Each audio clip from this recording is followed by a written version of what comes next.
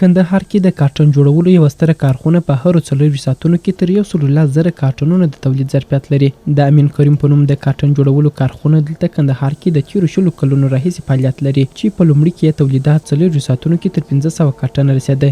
خو د اسلامي امارت له راتګ سره دغه کارخونې فعالیت د بېلابېلو لاملونو له وجې پراخ او اوسمهال هرو 4 ساعتونو کې تر 1,000,000 کارټنه تولید کولی شي. دا په کندهار کې د امین کریم په نوم د کارټن جوړولو یوه ستره کارخونه ده. دغه کارخونه 10 کاله وړاندې د 2 میلیون امریکایي ډالرو په ارزښت جوړه شوې چې په لومړي کې یوازې ورځني تولیدات تر 1500 عدده کارټنونو رسېده. خو اوس مسؤلین د ډیرو تولیداتو خبر ورکوي. د یادې کارخونې عمومي مدیر کریم الله ظهیر وایي د اسلامي امارت د راتګ سره تر بل هر وخت امنیت تامین شوی. د دغه کارخونې د فعالیت لپاره افغانان روزل شوي او تر ډیره د پخوا په پرتله برېښنا هم سمه شوې. نو ځکه خو د دوی کارخونه اوس مهال په 4 ساعتونو کې د لاسي او اتومات دستګاو په مټ تر 1,000,000 کارټنونه د تولید وړتیا لري.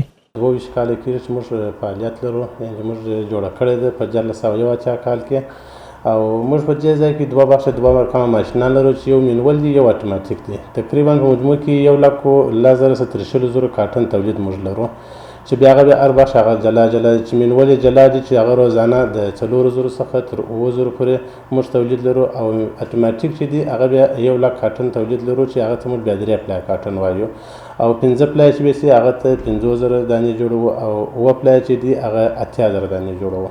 تقریبا د 2 میلیون ډالر پر موږ پانګونه کړې ده. په سل کې 80% 90% مو د مشتریانو غوښتنه پوره کړې ده.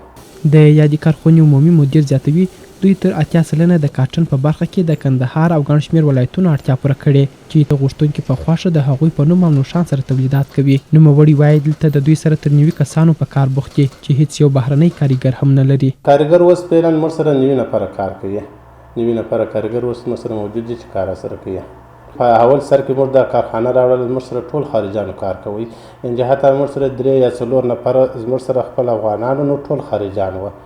و شکر دی الحمدلله په دغه 90 نفرو کې په دغه 100 نفرو کې زموږ سره اوس هم یو خارجي نشته، ټول افغانان دي. کله موږ د فابریکه راوړله چې مخکې ما ته زموږ سره ټول خارجانو کار کوي، حتی زموږ تولید روزانه 500 تر 1000 کارټنه پورې وو، یعنې اوس د خلکو تقاضا موږ نه شوی پوره کولی په هغه وخت کې. ول شکر دی الحمدلله چې هغه په دغه یو ډول مینول ماشین کې د روزانه د 50,000 څخه تر 9,000 کارټنو پورې موږ تولید لرو. نو حتی کېدای شي چې دا لامل ګرځېدلی چې اوس موږ د خلکو تقاضا ورپوره کولی شو، غوښتنې پوره کولی شو د خلکو. نو ځکه چې اوس یا رسنۍ هم راسره کومک کړی دی، امنیت هم شکر دی اوس سم دی. په ورته وخت کې په یاده کارخونه کې په کار بوخت کسان وایي خوښ دي چې په کور دننه ورته د کار زمینه برابره شوې او په خپل هیواد کې د عزت ژوند کولو ترڅنګ د کورنۍ لپاره حلاله نفقه پیدا کوي. زما نوم عبدالستار دی، دلته په کندهار کې د کارټن په فابریکه کې کار کوم. شکر الحمدلله موږ ډېر خوشحاله یو چې دلته موږ ته د کار زمینه برابره شوې ده، موږ ټول ځوانان دلته په کار باندې مصروف یو چې د خپلې کورنۍ دپاره دلته حلاله نفقه برابروو او دلته کار کوو. نوم یې منظور احمد دی، د کندهار ولایت اوسېدونکی یم، د کارټن په فابریکه کې کار کوم. هغه ځوانان ده چې خارج ته ځي و قاچاقي لارو باندې ځي، خطرونه پر ځان وړي، چې کوشش وکړي د دلې په کندهار کې د دلې په وطن کې ګټه تر خارج ډېره ده، او وطن د خدمت دی، هم د خطر نشته، هم یې د کورنۍ سره نږدې. دا په داسې حال کې ده چې د کندهار مسؤلین دلته کندهار کې د کاغذ او کارټن جوړولو د 4 کارخانو د فعالیت خبر ورکوي او زیاتوي چې پانګوالو راتلونکي کې هم د ورته فعالیتونو د پیل ژمنه کړې چې له برکته به په کور دننه د کارټن او کاغذ په برخه کې کورني تولیدات ولرو، ملي اقتصاد به بډایه سي او ترڅنګ به خلکو ته د کار کولو زمینه برابره شوې وي.